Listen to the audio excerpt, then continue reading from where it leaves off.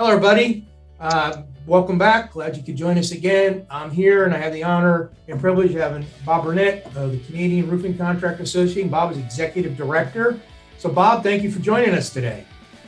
Thanks, John. My pleasure. Look forward to sharing all the good things that we're doing up in Canada.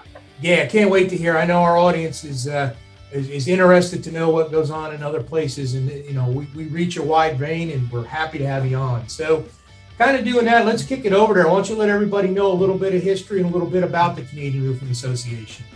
Sure. The Canadian Roofing Contractors Association is pretty much similar, I guess, to what you have in the U.S., the National Roofing Contractors Association.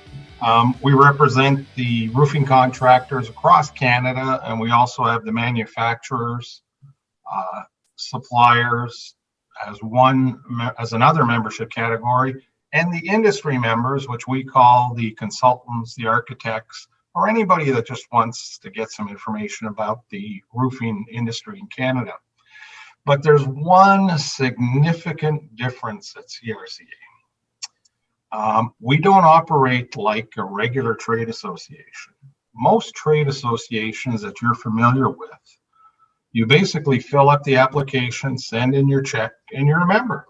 Mm-hmm. Bob's your uncle, you're a member.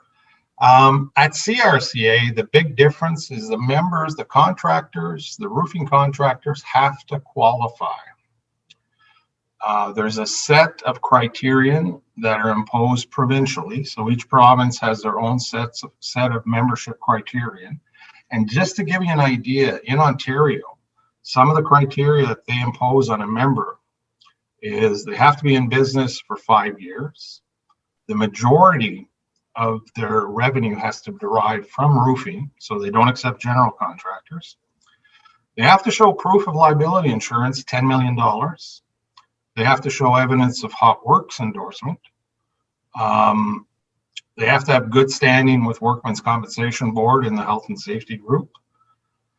Their safety policy is actually audited and reviewed, both in the manual and on job sites. They also have to identify past jobs that they've done.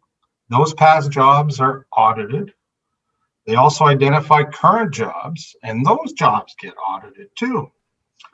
And on top of that, they have to do a minimum of $5 million in roofing. And when they apply, their financials are sent for a third-party review. And on an annual basis, the financial statements are reviewed as well. So all those areas have to be achieved before somebody becomes a member of CRCA in the Ontario marketplace. So there's a lot of members or a lot of applicants that are rejected on a regular basis. So when you say Ontario, so does each province have their ability to have a little bit different criteria to join join? Yes, they do. Each province sets their own. I'd say Ontario is probably the toughest market, and Ontario represents about 39% of the Canadian population. Very good. Yeah, I know we have the pleasure of working with your organization up there, and you have a wide variety of members, great mix, great group mix. I had the privilege of sitting on a technical committee meeting here recently. Yes, and it was really, fantastic information going back and forth. So your process of screening is definitely a good one. You seem like you have the best of the best, which is great. Yeah, and we like to think that our members get pre-approved. The building owner knows what they're getting up front, and it's going to be consistent right across Canada. And how's it been this year with the COVID? I mean, has there been some certain struggles? I mean, I know you've got a lot of struggles, everybody has, but maybe kind of get our audience a little kick into that. At CRCA, I have to say that we've never been busier. Things have just been crazy. Everybody's been, spending long hours, working hard, burning the candle at both ends. But it's given us a real opportunity to increase our advocacy work, lobbying the federal government on different priorities. We have a budget The federal government is releasing a budget on April 19th, and we've lobbied them hard for finalizing the prompt payment legislation, increasing infrastructure spending, and the last one is to help us with the labor shortage. So we're anxious to see what items will be included in the budget that's released next Monday to help us out. It's also allowed us to work with our partners in the US on doing the roofing index, the re-roofing index, the survey that we're putting together right now. You were asking about the impact of COVID. Like the first survey we did that finished Q4 of 2020 showed that in Canada, roughly 70% of all roofing contractors only had 2 months backlog starting in January. So, you know, with the beautiful weather we've had, most contractors burnt up their backlog in 2020. So that's why we're lobbying hard for the government to get infrastructure spending money out to the field, out to the provinces, so that new jobs can be put to tender.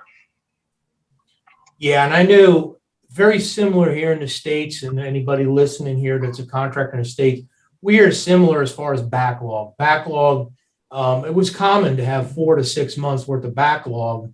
You know, maybe you wouldn't be full, but you'd have it. But it seems even in the design stages and in what's coming out, everybody's in that maybe a month and a half, 45 days to 3 months. So I think that's definitely affected the COVID on everything, but jobs getting canceled, jobs getting pushed, and so forth.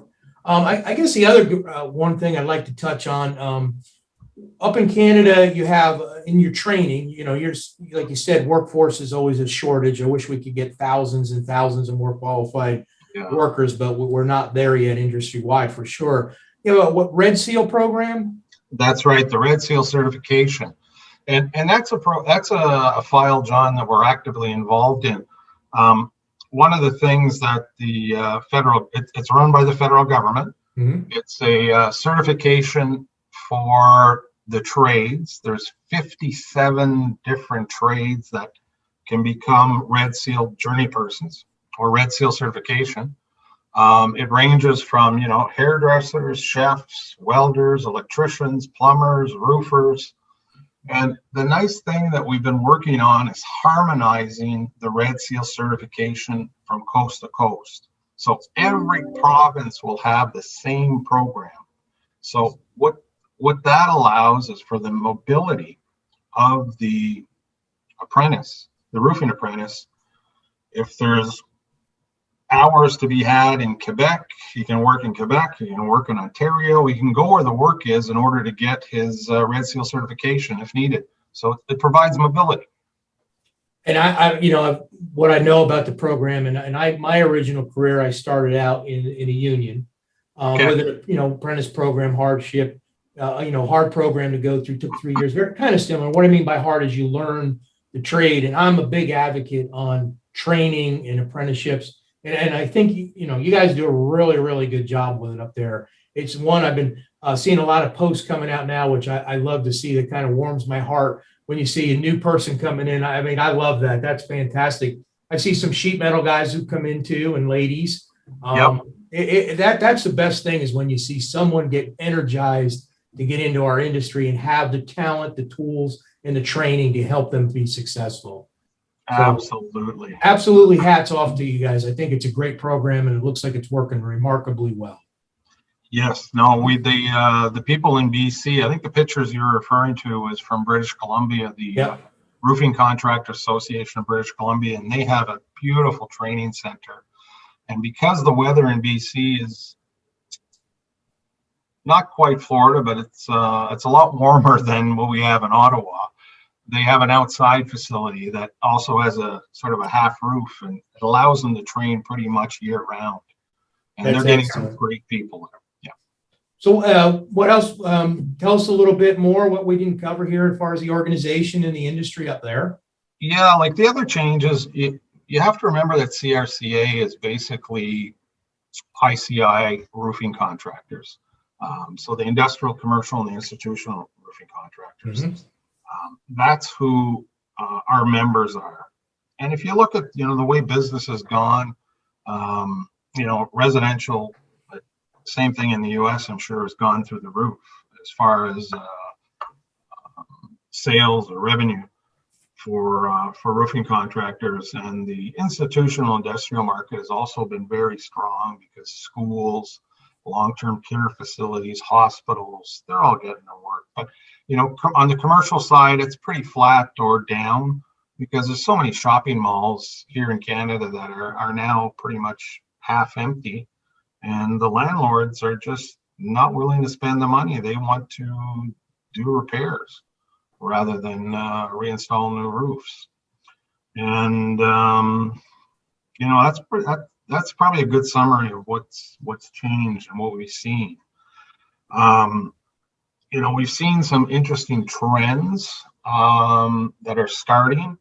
One of the big trend that we're seeing is a lot of the manufacturers are going to flameless applications. Mm-hmm.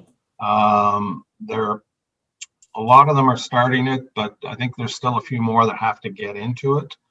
And with the flameless applications, no doubt it'll help the insurance that our members have to purchase, because that's the other thing is that the insurance rates have increased phenomenally. And part of it is not to do with fires. Part of it has to do with all the catastrophes that are going on, including COVID. And for roofing, there's now a limited reinsurance market in Canada. So we have to be careful. So flameless will no doubt help our members obtain cheaper insurance in the marketplace. Yeah, that's a big issue all over, and I think you're right. I think that's the next movement is more flameless. Roofing evolves; it always does. Thankfully, that's what we all like. One other question on going into technology: are you starting to see a trend towards robotics and other things coming out up in the Canadian market, leaning maybe to help some of the labor issues, right? Like, I'm not talking about, eventually we'll probably have real robots, the Jetson type at some point, maybe long after we're not here anymore. I don't know how quick that'll go, but I'm starting to hear buzz around the roofing industry worldwide that more development into machinery to cut down on the amount of labor. We're doing automation. Yeah, I think, anything that will save the roofing contractors costs and allow them to put a roof up at a better price to the market, I think will help. Flameless is one of those options because, you don't have the fire watch. You don't have as much propane on the roof. So, Mm-hmm. There's less and less chance of something happening. In other areas, the manufacturers, I think, are developing machineries that will make things easier. I think some of the manufacturers, Suprema has the macadam machine that will lay down the mod bit. There's That's quite a machine to see in action too. It is. And the different welders, the hot welders, I think the technology's evolving there as well as the estimating software is getting better and better too. So. That's good. Yeah, we're seeing the same trend, and it's always good to have these conversations. And that's why it's so enjoyable when we get a chance to have these meetings. Get to kick ideas around, and hopefully somebody out there is listening and say, "Oh, you know what? I got a great idea. Let's see if we can kick it through the industry," which is what's always great to do. No, absolutely. Well, we're almost getting towards the end of our time. I know your time is very valuable as well. Is there any closing remarks you want to make as far as what we didn't get covered? You mentioned the National Technical Committee, NTC, that you sat on. They're heavily involved too in the impact of climate change. As the weather's getting much more extreme. So, the effects of heavier rain, snow loads, wind loads on buildings. The studies are currently ongoing for that on how we can better make a building to account for that climate change, and we expect to see a lot of those changes come in the future building code, national building code.